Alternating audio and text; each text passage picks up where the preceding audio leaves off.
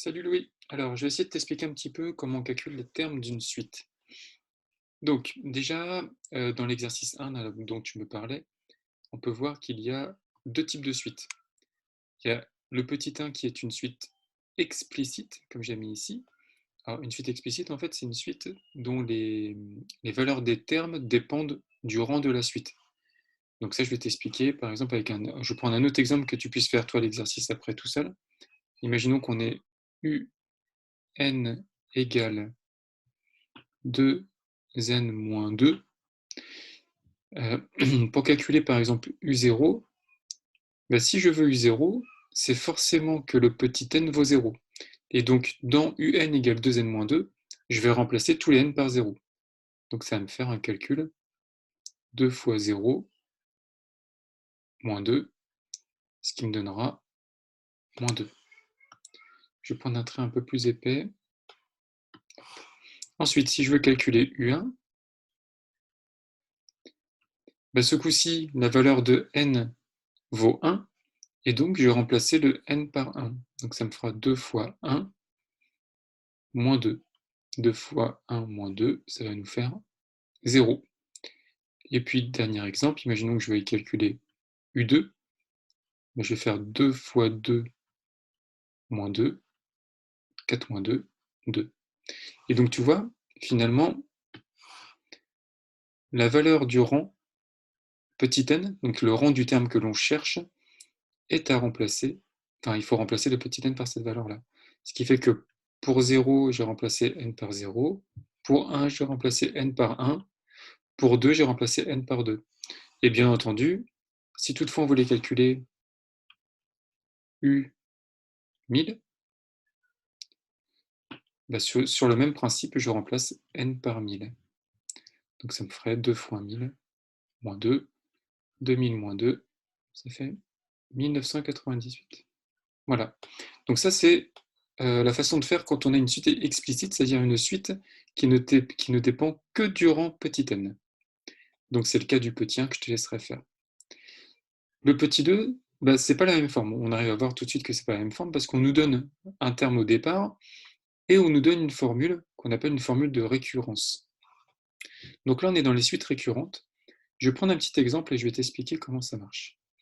Imaginons qu'on ait U0 égale 1 et qu'on nous dise UN plus 1 est égal à 2UN plus 3. Alors ce qu'il faut comprendre déjà, c'est qu'une suite, bah, c'est un ensemble de termes. C'est un ensemble de termes. Par exemple, ça va être U0, U1, U2, U3, hop, ainsi de suite. On va voir UN, le terme qui est après UN, bah, c'est UN plus 1, et ainsi de suite. En fait, on peut avoir une infinité de termes, et chacun des termes de la suite a ce qu'on appelle un rang. Donc le rang de la suite, bah, c'est en fait cette valeur-là. C'est-à-dire qu'on a le zéroième, le premier, le deuxième, le troisième, le nème, le n plus unième, et ainsi de suite. Donc ça, c'est à bien comprendre.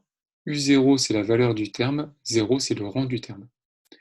Maintenant, on voit, nous, dans notre formule, qu'on a UN plus 1 qui dépend de UN.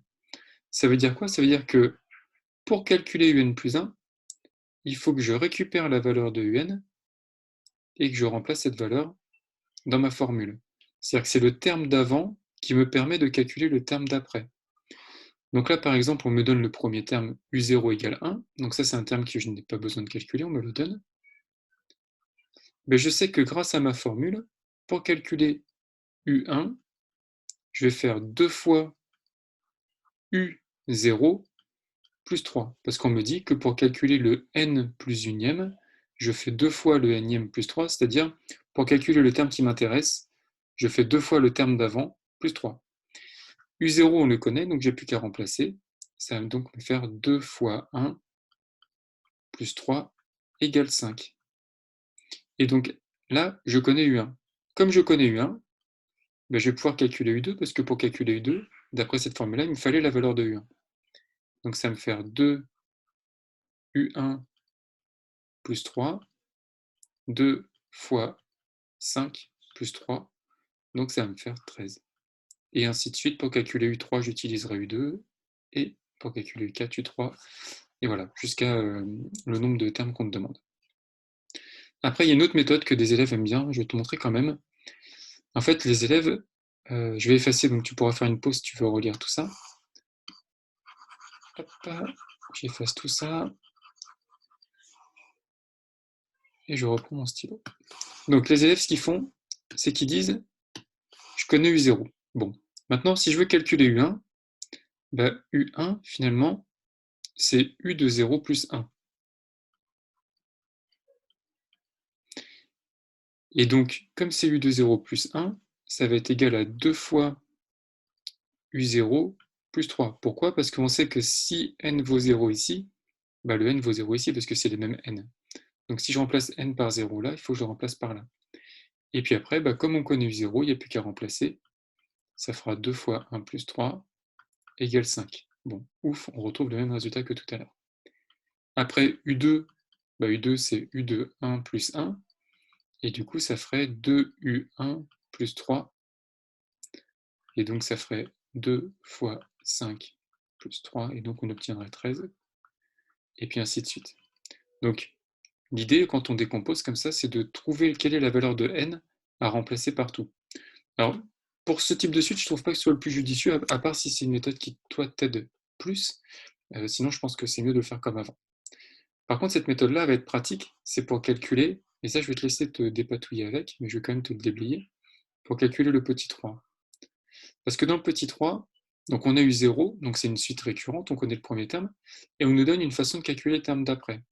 Mais on voit que le terme d'après, il dépend du terme d'avant, mais il dépend aussi de petit n. Et qu'est-ce que c'est que petit n? Bah, c'est le rang du terme d'avant. Donc, je vais quand même t'indiquer quelque chose. Imaginons que je vais calculer U7. Bah, du coup, je vais prendre 10 fois U6, parce que je prends 10 fois le terme d'avant, comme on me dit là. Et quand je prends U6, bah, c'est-à-dire que n vaut 6, parce que UN, c'est U6. Et donc, je vais faire moins 4 fois 6. C'est-à-dire que la valeur de n, il faut absolument la reporter pour remplacer tous les n de ton expression. Voilà. Bah, écoute, j'espère que ça va t'aider. N'hésite pas si tu as des questions, et puis je te dis à bientôt. Au revoir.